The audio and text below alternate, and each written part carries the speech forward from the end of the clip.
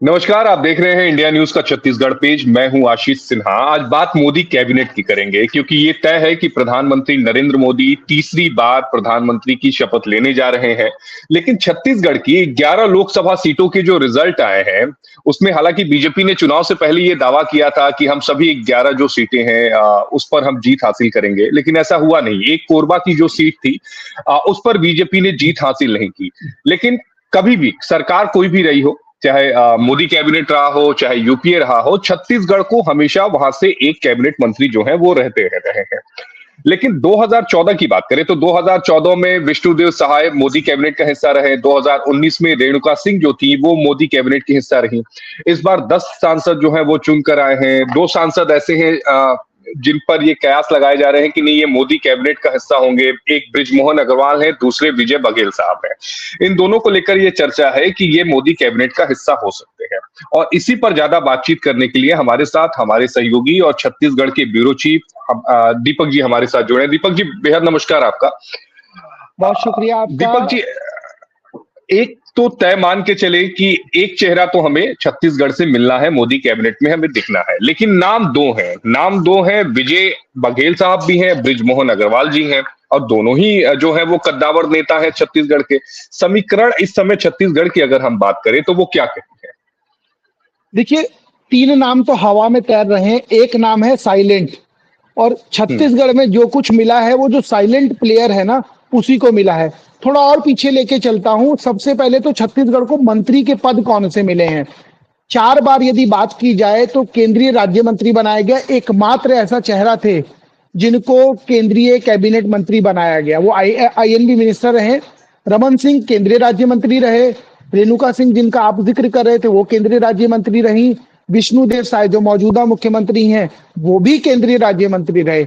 एकमात्र रमेश बैस थे जिनको केंद्रीय मंत्री बनाया गया। उस समय अटल जी की सरकार थी, सुषमा स्वराज मंत्री थी। उस खेमे की यदि बात की जाए तो इन 4 लोगों में 3 ऐसे व्यक्ति थे जो राज्य मंत्री का दर्जा के साथ थे और एक मंत्री केंद्रीय मंत्री था। छत्तीसगढ़ को लेकर ये चीजें इसलिए भी होती है क्योंकि छत्तीसगढ़ जिस तरह की छत्तीसगढ़ की विचारधारा या छत्तीसगढ़ की जो परिपाटी है, ये छत्तीसगढ़ जहां पड़ता है वहां पर दिल्ली दरबार में आज भी बहुत कम लोग छत्तीसगढ़ को उस तरीके से जानते हैं और समझते हैं। क्योंकि छत्तीसगढ़ यदि बात की जाए तो 8 से ज्यादा राज्यों से लगा हुआ है। उसके बाद छत्तीसगढ़ को लेकर चर्चा ये की जाती है कि अच्छा कहाँ से हो, छत्तीसगढ़ से हो। आधा आदमी झारखंड समझ लेता है। तो दिल्ली दरबार में भी आज भी यही चीजें हैं। इसलिए यदि इस तरह की चीजें होती है तो उसको नकारा नहीं जा सकता है। बेशक यदि आप कांग्रेस की चर्चा करेंगे तो कांग्रेस में तमाम ऐसे चेहरे थे। भूपेश बघेल ने बहुत प्रयास किया रायबरेली जाके, अमेठी जाके, लेकिन बघेल ओबीसी समाज से आते हैं किसी को नहीं पता है। यदि आप दिल्ली और उत्तर प्रदेश जाएंगे तो आपको वो सरनेम तेली में कन्वर्ट हो जाता है। बघेल उस सरनेम को कम लोग जानते हैं। तो दिल्ली दरबार में और जो उत्तर प्रदेश की वेस्टर्न यूपी की बेल्ट है या गाजियाबाद हो गया, वहां बहुत कम लोग जानते हैं। तो ये एक बड़ी वजह है कि छत्तीसगढ़ से उस तरीके से कोई बड़ा मंत्रिमंडल या बड़ा पोर्टफोलियो या डायरेक्ट केंद्रीय मंत्री बनाना ये बहुत दूर की कौड़ी है। क्योंकि जिस तरीके से मैंने डॉक्टर रमन सिंह का जिक्र किया, जैसे रेणुका सिंह का जिक्र किया, जैसे आपका विष्णुदेव साय का जिक्र किया, तो ये 3 राज्य मंत्री थे। एकमात्र चेहरा थे जो मौजूदा स्थिति में, मौजूदा दौर में महाराष्ट्र के राज्यपाल हैं रमेश बैस, उनको केंद्रीय मंत्री बनाया गया। तो इस बार ये कयास लगाए जा रहे हैं कि यदि किसी को बनाया जाएगा तो स्वतंत्र प्रभार रहेगा, केंद्रीय मंत्री रहेगा या राज्य मंत्री रहेगा।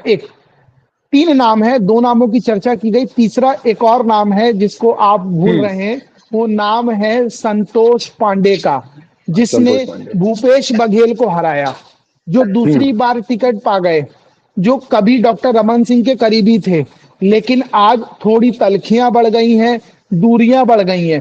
संगठन का चेहरा हुआ करते थे, एक बार टिकट मिला जब डॉक्टर रमन सिंह का उनके पास प्रभाव था, डॉक्टर रमन सिंह का आशीर्वाद था। दूसरी बार आशीर्वाद नहीं था, प्रभाव नहीं था। डॉक्टर रमन सिंह ने भरसक प्रयास किया कि बेटे को टिकट मिल जाए, लेकिन वो नहीं दिलवा पाए। और यहाँ पर संतोष पांडे बाजी मार गए। जब संतोष पांडे बाजी मार गए तो उसके बाद ये कहा जाने लगा कि डॉक्टर रमन सिंह का प्रभाव कम हो गया है। हालांकि चर्चा ये थी, और हमने खुद भूपेश बघेल का जो प्रचार देखा, गांव गांव गए, गली गली गए, कस्बे कस्बे गए, लेकिन अपना प्रभाव नहीं डाल पाए और 44,000 से भी ज्यादा के बड़े अंतर से हार गए। इसकी एक और कड़ी है इस चीज की, जब विधानसभा चुनाव हुआ था तो विजय बघेल, जब उनको दोबारा टिकट मिला तो दिल्ली दरबार में जाके उन्होंने माथा टेका और ये कहा, साहब देखिए भूपेश बघेल से लड़ाई लड़ी थी मैंने, एंगेज करके रख दिया था, आज हम सत्ता में, मैं हार भी गया हूं तो क्या हुआ। इसका लाभ मिला, उनको दोबारा टिकट मिला।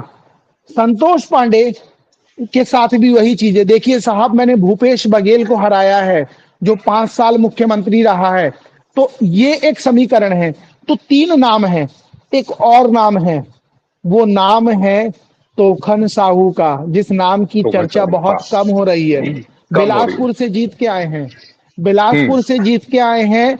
और आप बिलीव नहीं करेंगे, छत्तीसगढ़ के भीतर जिस क्वांटिफाइबल डाटा की रिपोर्ट का जिक्र आज तक किसी ने पब्लिक नहीं किया, भूपेश बघेल जिस क्वांटिफाइबल डाटा की रिपोर्ट जब मुख्यमंत्री थे तो करते थे, गवर्नर के पास चली गई, गवर्नर के पास चली गई वो रिपोर्ट, लेकिन पब्लिक नहीं हुई।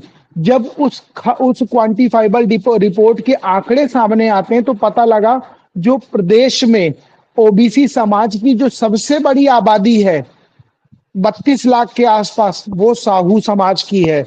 दूसरे नंबर पे जब सबको अतिशोक्ति हो गई तो दूसरे नंबर की जो आबादी थी वो थी यादव समाज की।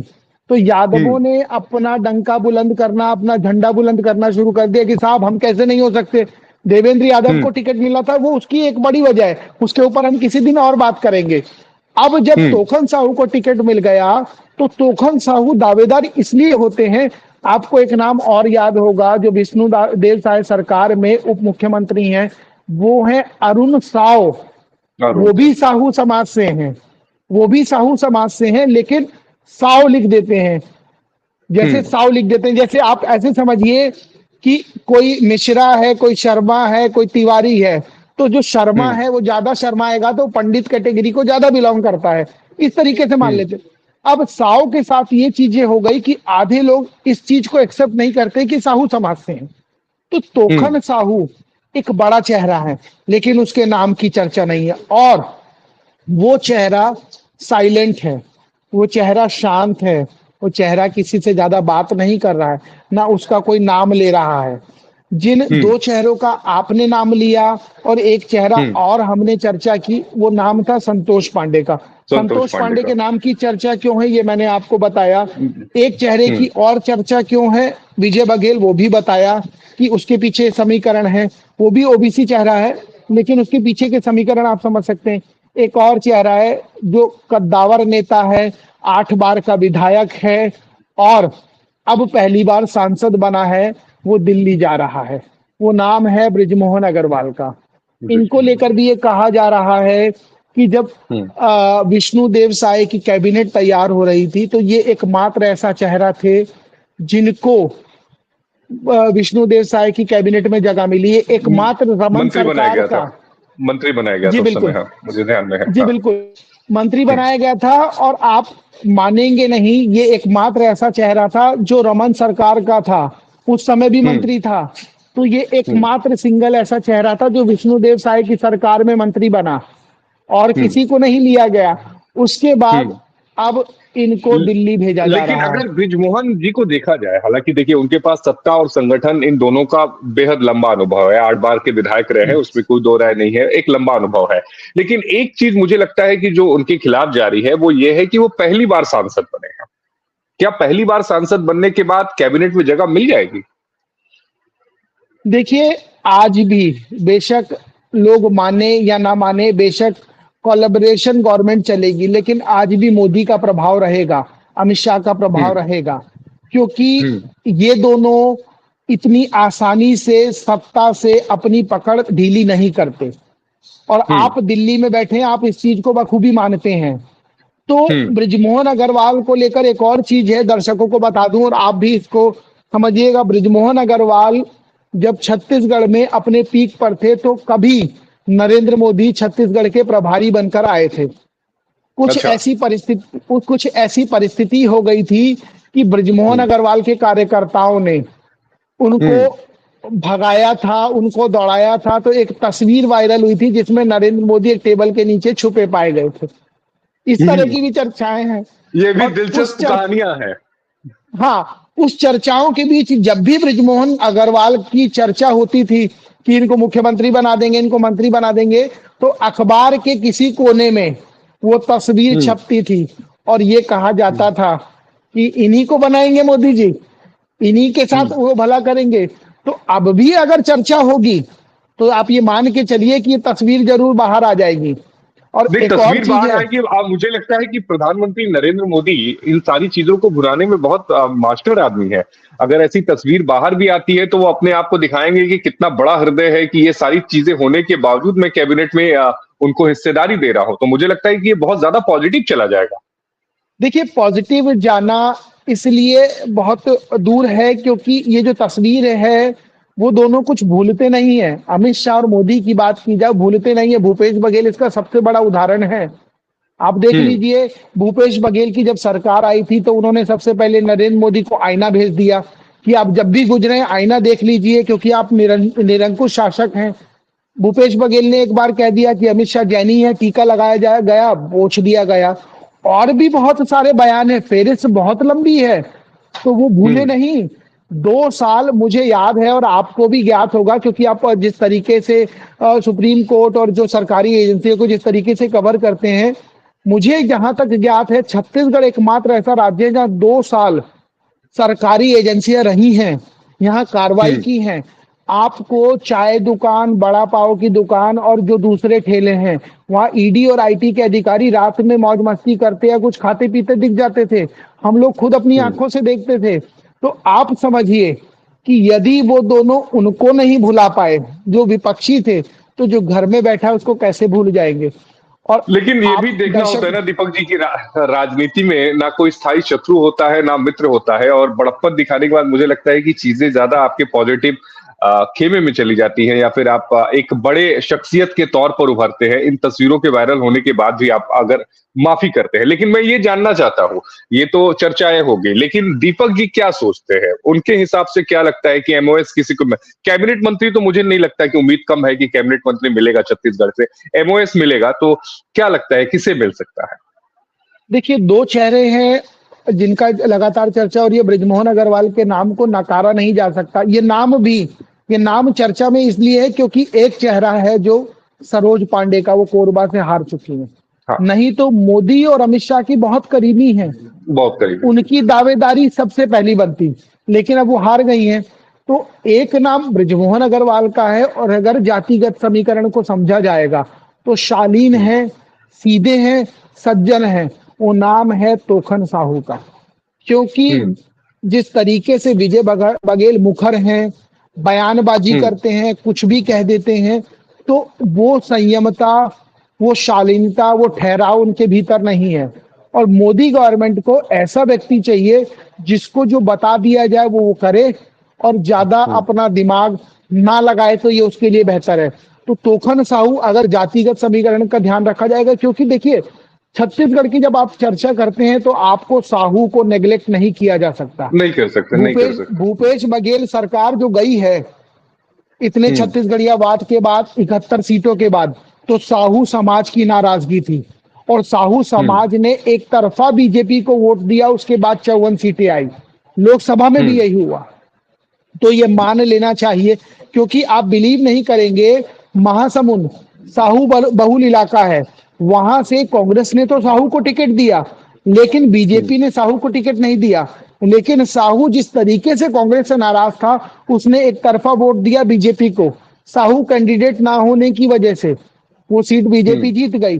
तो इस चीज को समझना होगा कि बैलेंस, यदि जातिगत समीकरण की चर्चा की जाएगी तो तोखम हम्म। साहू पहला नाम होंगे। और यदि इस चीज हम्म। की चर्चा नहीं होगी तो बृजमोहन अग्रवाल बतौर एक्सपीरियंस एक बड़ा चेहरा है, छत्तीसगढ़ से बड़ा जनाधार हम्म। है, बड़े नेता हैं, तो उस हिसाब से इनको एडजस्ट किया जा सकता है।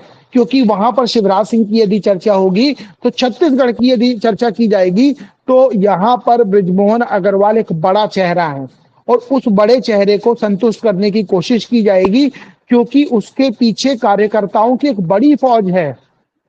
हम्म। छत्तीसगढ़ में यह भी चर्चा है कि बृजमोहन अग्रवाल यदि जात से अग्रवाल नहीं होते तो प्रदेश के हम्म। मुखिया जरूर होते।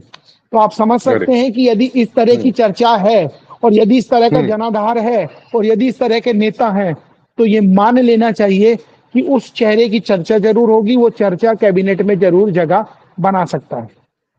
चलिए दीपक भाई, आपका जुड़ने के लिए बेहद शुक्रिया। तो दीपक भाई ने दो नाम हमें बताए, एक साहू साहब का नाम बताया और दूसरा बृजमोहन अग्रवाल का। कैबिनेट बहुत जल्द ही विस्तार होगा। देखना ये भी होगा कि छत्तीसगढ़ से कौन से चेहरे हैं जिस पर प्रधानमंत्री नरेंद्र मोदी दांव लगाते हैं। अगर आपको ये वीडियो पसंद आया हो तो चैनल को लाइक करें, सब्सक्राइब करें, और हर शाम हम इसी तरह छत्तीसगढ़ के बड़े मुद्दों को आपके सामने लेकर आएंगे। मैं आशीष सिन्हा और हमारे साथ दीपक विश्वकर्मा जी, जो हमारे छत्तीसगढ़ के ब्यूरो चीफ है।